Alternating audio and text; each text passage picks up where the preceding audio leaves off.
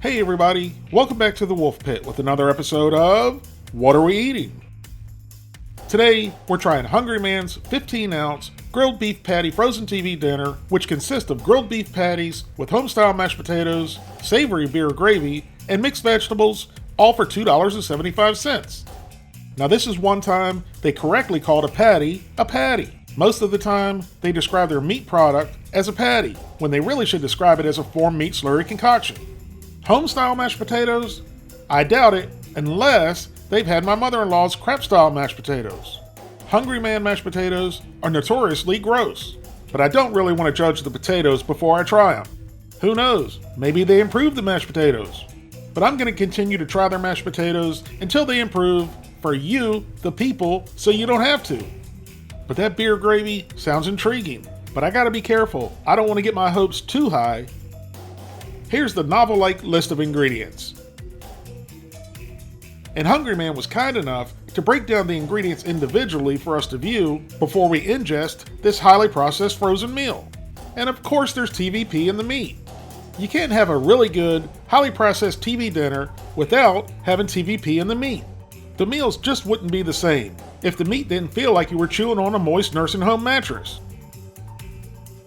The whole Hungryman grilled beef patty dinner has 450 calories, 22 grams of total fat, 13 grams of saturated fat, 55 milligrams of cholesterol, 1,160 milligrams of sodium, 39 grams of carbohydrates, 10 grams of fiber, 8 grams of sugars, and 24 grams of protein.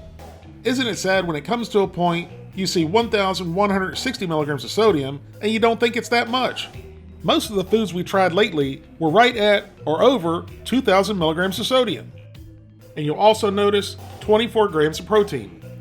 But on the front of the box, it said 21 grams of protein. So maybe you get the other 3 grams if you eat the box. You can heat the Hungryman dinner up in a conventional oven or microwave oven. And since I love you, the people, so much, I broke the bank and bought 2 of these meals so we could try one in the oven and one in the microwave. For you, the people. We're going to do the first Hungryman beef patty dinner in the oven. And the meal actually doesn't look bad at all. The only thing it said to do was to cut a slit over the vegetables, and then it goes into a preheated 350 degree oven for 35 to 40 minutes, or until it gets to 160 degrees. Then you prepare the second meal that goes into the microwave exactly the same way.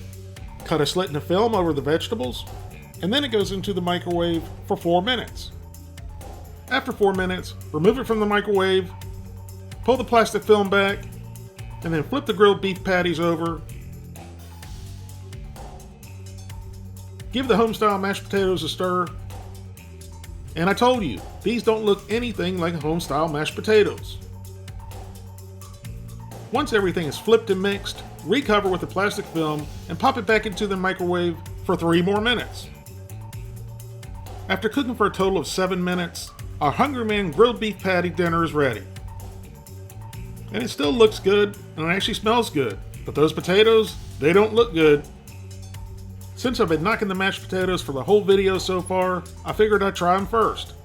And they were really no surprise. They were crappy potatoes. But the texture did change a little bit, I gotta give them that. They looked horrid when we first stirred them out of the microwave, but they did cream up a little bit. It's just that chalky flavor you get in a whole lot of frozen dinner mashed potatoes. And it's not just because they're frozen dinner mashed potatoes, because there's a few frozen dinners with really delicious mashed potatoes that do taste like home-style mashed potatoes. So if other manufacturers can make good mashed potatoes in a frozen dinner, why can't Hungryman? I agree with the old saying, if it ain't broke, don't fix it. But Hungryman, your potatoes are broke.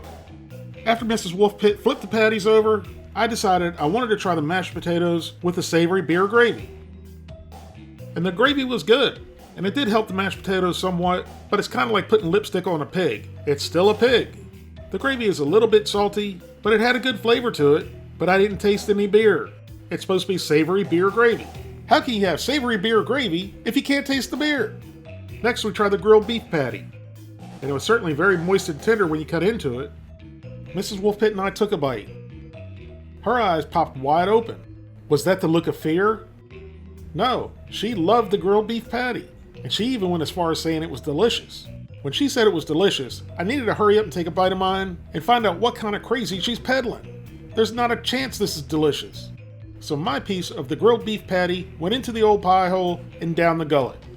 And now my eyes popped wide open too. But was it really a look of fear this time? No, not at all. It was the look of hope. The grilled beef patty was pretty good. Even with the TVP, the texture wasn't bad at all. It had a pretty good real meat texture. Somehow, the meat made the gravy really pop with a subtle beer flavor. The vegetables were next, which are sometimes the only edible item in a frozen meal, and these vegetables didn't disappoint. They had a nice tender crisp texture and good flavor. Even though they're already in a sauce, a pat of butter and a sprinkle of salt and pepper in the vegetables and the mashed potatoes would go a long way. And last but not least, the obligatory bite of everything.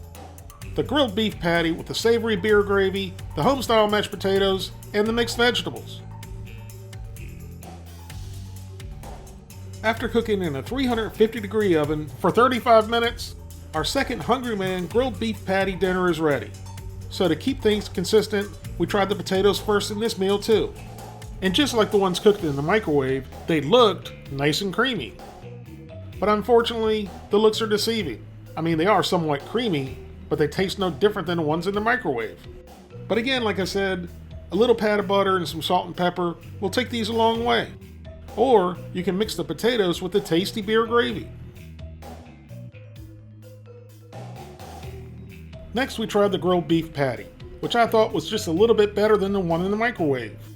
It seemed to have just a little bit more flavor, and it was actually even more tender than the one in the microwave. And even the beer flavor with the gravy was better. And I'm not really sure what happened to the mixed vegetables.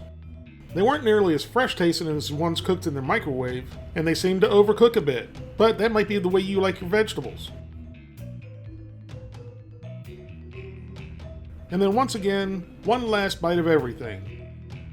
I wasn't really expecting too much from the Hungryman grilled beef patty dinner, but it was slightly better than I thought it would be. I didn't like the mashed potatoes in either of them. The meat in the one cooked in the microwave was pretty good. The meat of the one cooked in the oven was better, but just slightly, not good enough where I want to wait 35 minutes for it to cook. But then the vegetables cooked in the oven weren't very good at all, but the ones cooked in the microwave were real good. Cooked either way, they're both average meals. They'll fill you up and give you some calories and nutrition, but it's not going to be the most delicious thing you've ever eaten. But for $2.75, I'd say it's a decent meal. And with each of them, they had their pros and cons, and they're pretty much equal. But I'd give the edge to the one cooked in the oven. So with that said, the one in the microwave gets a 5 out of 10, and the one out of the oven gets a 5.1 out of 10.